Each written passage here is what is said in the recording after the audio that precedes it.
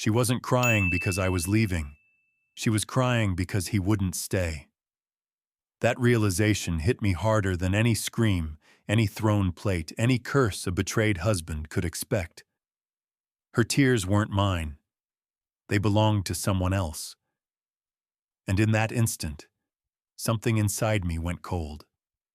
Not the kind of cold that fades with coffee or blankets. The kind of cold that settles into your bones and whispers, "This is the end." Most men would have shouted. Most men would have begged. I did neither. Because here's the truth no one wants to admit. When betrayal walks into your house, it doesn't kick down the door. It slips through quietly, like smoke. By the time you notice, you've already been breathing it for weeks. I stared at Claire, her face twisted in grief, and for a split second, I almost believed it was for me. Almost. But then I saw it, the flicker in her eyes that gave her away. She wasn't mourning the marriage. She was mourning the man she thought she could keep in the shadows. Do you want to know what I did next? I didn't yell. I didn't strike.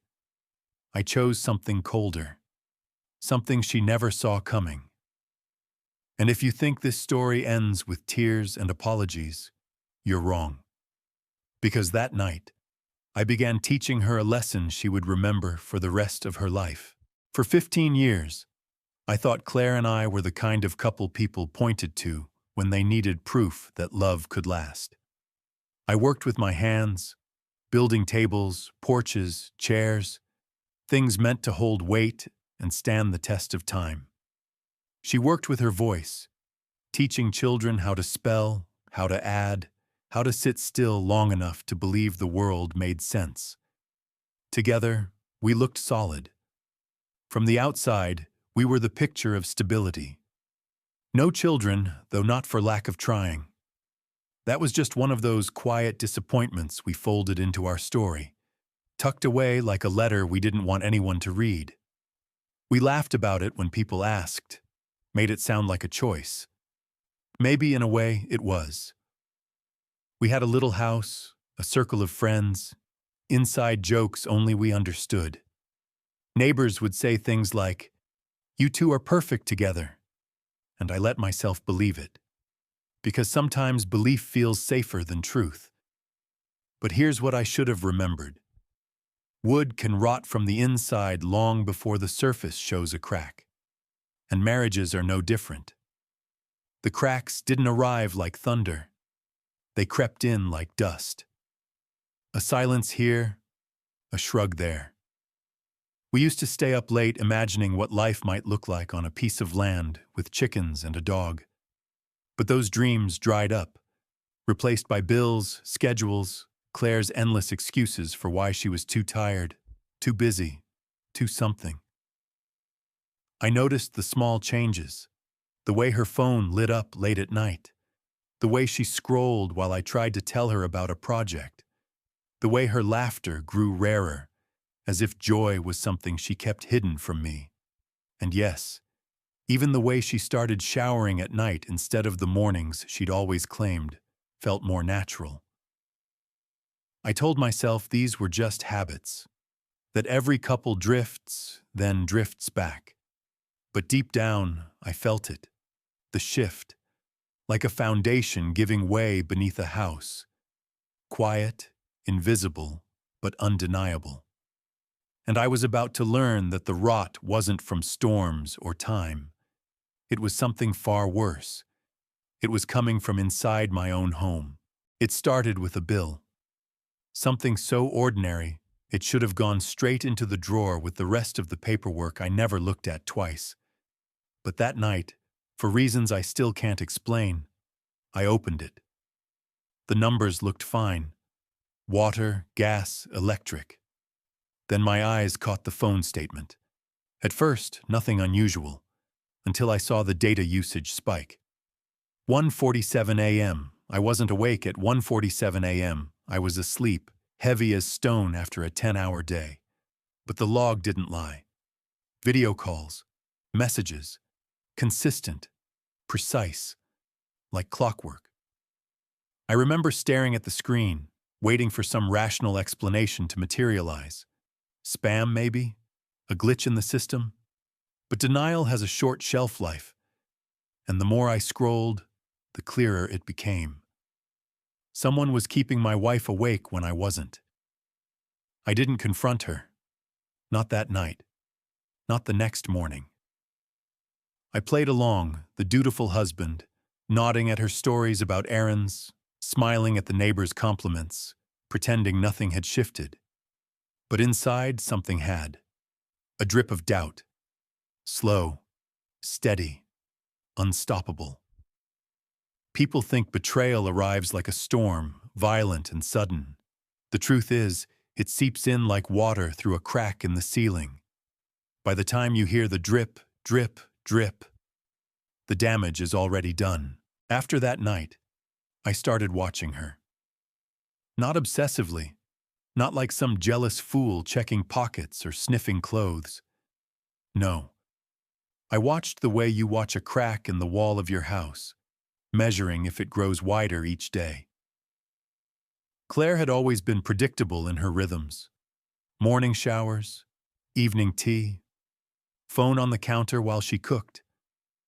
It was boring, maybe, but it was ours.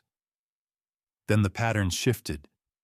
She began showering late at night, steam hissing through the pipes while I lay in bed pretending to sleep. She kept her phone in her pocket, face down, even in the kitchen, and when it buzzed, she smiled, not at me, but at the glow in her hand. I noticed her laughter, too. It used to bubble up at my dumb jokes, the ones she'd roll her eyes at while still grinning. Now, when she laughed, it was in the hallway at midnight, her voice hushed like a secret. I would lie there in the dark, listening, wondering who she was sharing that laugh with. But here's the dangerous part. The mind plays tricks. Every silence felt heavier. Every smile felt borrowed. I began questioning myself. Was I paranoid? Was I inventing ghosts in the house we built together? The rational side of me whispered, maybe it's nothing. Work stress. A phase. But the other side, the side that had seen the 1:47 a.m. calls, knew better. Patterns don't change without reason, and people don't become strangers overnight without someone new drawing them away. So I stayed quiet. I watched, and with every small shift, every late-night glow, every hushed giggle, one truth grew louder in my head. I wasn't living with my wife anymore. I was living with a stranger who wore her face. So I moved to the sofa. Not because we fought, not because I was angry, but because I needed space to hear my own thoughts without her breathing next to me. The cushions were stiff, the blanket scratchy, but at least the silence was honest. It didn't pretend, it didn't smile, it didn't lie. The third night she found me there, Claire stood in the doorway, arms folded. Her voice trembled between irritation and fear. "Why are you doing this, Daniel? Why are you avoiding me?" I looked at her, then back at the ceiling. "I'm not avoiding you," I said flatly. "I'm practicing the art of being invisible." Her face tightened. She opened her mouth, searching for a comeback, but nothing landed. And in that pause, I realized something crucial. The silence I was forcing on us scared her more than any fight ever could. Inside, my thoughts twisted. Part of me still wanted to shake her, demand answers, scream until the walls shook. But the colder part of me, the one that had started keeping score, knew better. Words can be denied, evidence can be twisted, but silence is undeniable.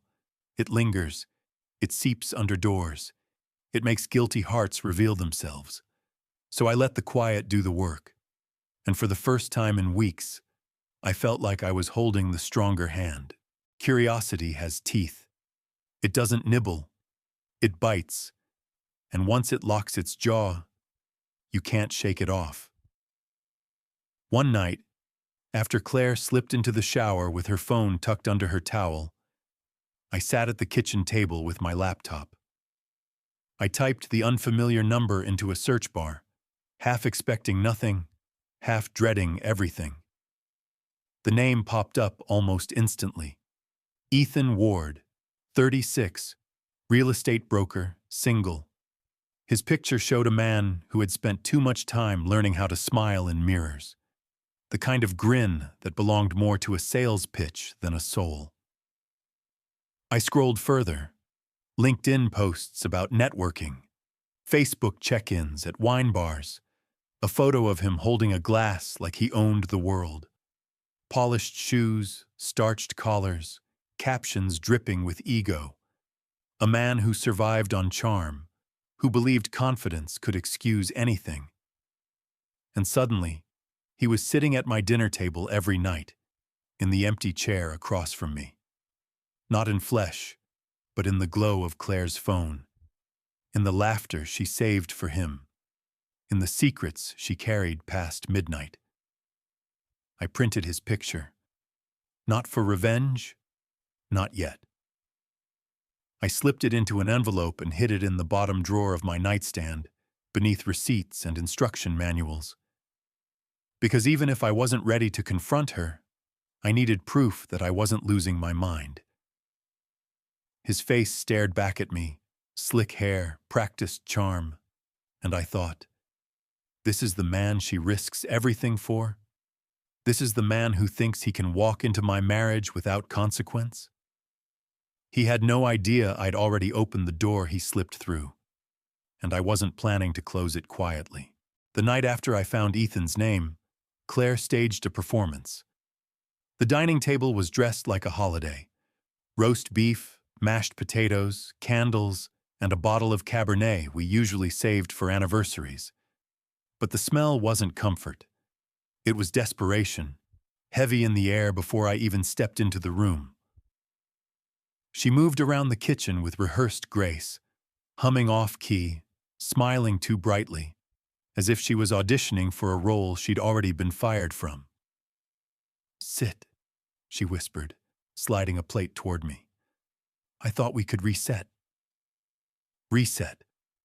The word almost made me laugh, as if marriages were machines. Just press a button and all the lies disappear. I sat. I picked up my fork, twirled it between my fingers, and watched her carve the beef with trembling hands. She tried to keep the script alive, asked about work, giggled too quickly at nothing, nodded at my one-word answers. But every time her phone buzzed on the counter, her eyes flicked toward it like a compass pointing north. Finally, I set my fork down, the sound sharp against porcelain. "You know, Claire," I said slowly, "it's not the affair that cuts deepest." Her knife stopped mid-slice. "There is no, don't." One word, flat and final. "We're past denial." She froze, lips trembling, and I leaned closer, voice low. "What cuts deepest isn't that you're talking to someone else. It's that you're sitting here feeding me roast beef, pouring me wine and pretending I'm blind." Her eyes shimmered with tears. "Daniel, it wasn't supposed to go this far." I laughed then, not the warm laugh she used to love, but a sharp, humorless sound that cut both ways.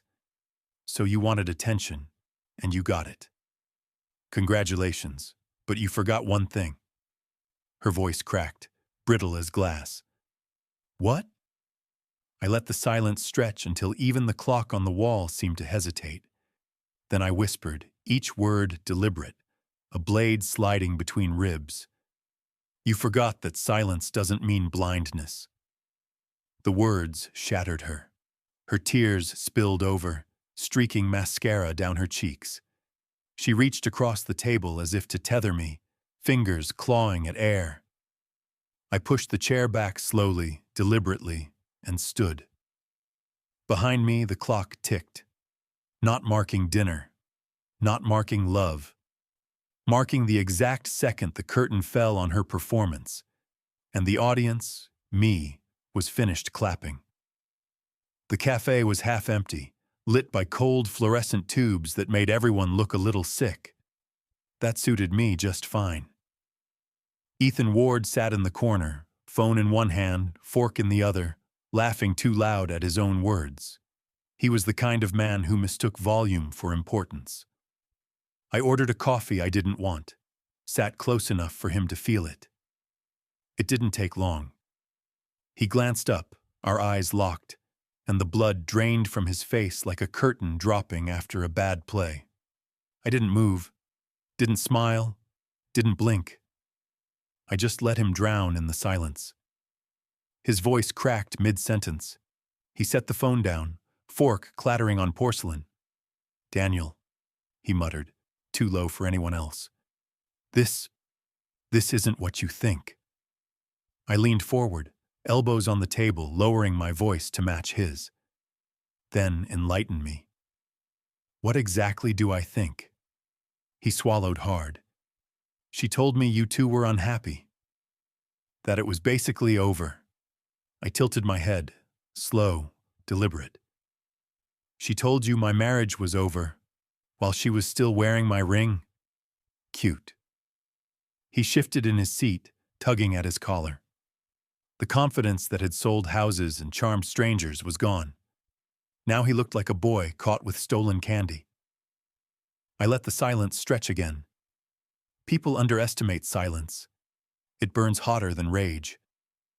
He fidgeted, unable to meet my eyes. Finally, I spoke, voice steady, like laying nails into wood. "You won't call her again. You won't text her. You won't even think about her. Because if you do, your boss, your clients, and every woman you've ever winked at will know who you really are." His lips parted, searching for a defense. None came. He was already beaten, and he knew it. I stood, dropped cash on the table, untouched coffee still steaming. As I passed, I bent close enough for only him to hear. "Remember this. Men don't lose their wives to better men. They lose them to weaker ones, and weak men break easiest." Then I walked out, leaving him shaking in the cold, white light. When I came home that night, she was waiting in the living room.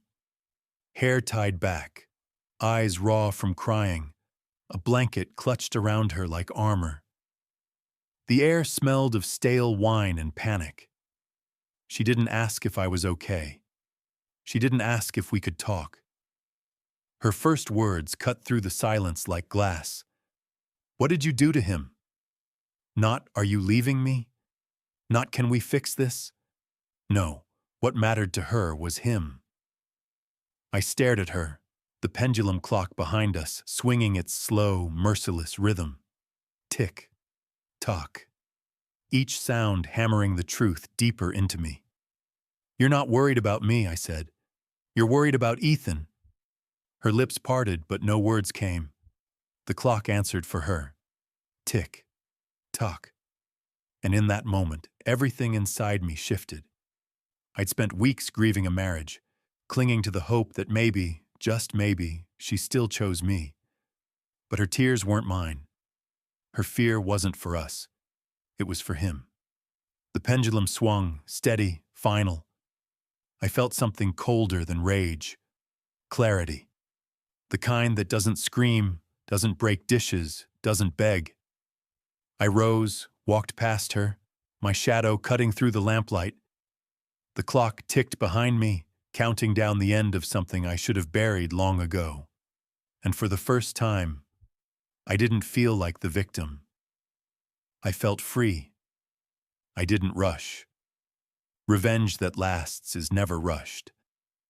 That Friday, I sat across from a divorce lawyer in an office that smelled of leather and old books. He asked the usual questions. Assets, years married, no kids. I answered each one calmly, like filling out a form for a job I didn't want but knew I had to take.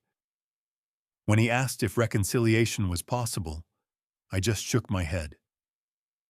"She already reconciled with someone else," I said flatly. He didn't press. Men in his line of work know when a marriage is already a corpse. That evening, I came home late.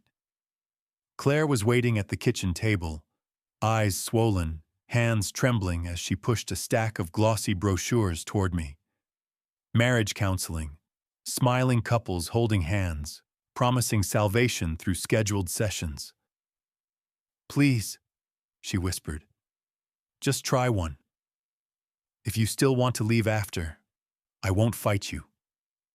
I looked at the brochures, at the false hope printed on coated paper. Then I looked at her, hair undone, face pale, like a ghost already haunting her own life. I slid the papers back across the table, untouched. Therapy doesn't work on ghosts. Her breath hitched, as if I'd struck her harder than any slap. But I didn't raise my voice, didn't throw a plate, didn't rage. I didn't need to. The decision had already been made, long before she begged. I rose, grabbed my jacket, and left her there with the brochures. Bright, smiling lies scattered across the table. Behind me, the pendulum clock swung its steady arc. Not toward healing, toward ending. The morning I finally packed, the house felt heavier than ever. Every drawer I opened was a memory. Shirts she bought me, receipts from vacations, the old recliner she'd banished to the garage. I folded my life into a duffel bag, one piece at a time, like evidence being sealed away. Claire hovered in the doorway, her robe pulled tight around her, eyes red and hollow. "You're really leaving," she whispered. "I'm preparing," I corrected. "For freedom." She stepped closer, desperation sharpening her voice. "We can fix this, Daniel. I'll block his number, delete everything. I'll go to counseling, whatever it takes." I zipped the bag and slung it over my shoulder. "You still don't get it." Her hands shook. "Then tell me. What do you want from me?" I paused, one hand resting on the doorknob, the pendulum clock ticking behind us like a metronome for the end. Finally, I turned to her. "You want to know? Fine. I wanted respect, and without it, love is nothing but noise." Her face crumpled, tears spilling down. "Daniel, please, I never stopped loving you." I nodded once, slow, final. "Maybe you did love me, but you didn't respect me. And without respect, love is just static, loud, distracting, meaningless." Her sobs echoed through the hall as I opened the door. The morning sun cut across the floor, spilling into the house like judgment.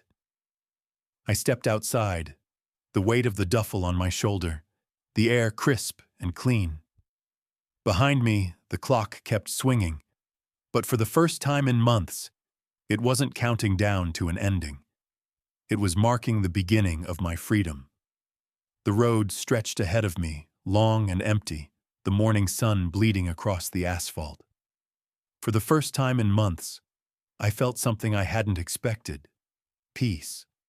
Not joy, not relief. Just a quiet peace that comes when you finally stop fighting a war you were never meant to win. I don't know what bachelorhood at my age will look like. Maybe lonely at first. Maybe full of silence I'll have to learn to live with. But at least it will be honest. No secrets. No games. No glowing phone screens at midnight. And as I drove, the thought settled deeper than any vow ever did.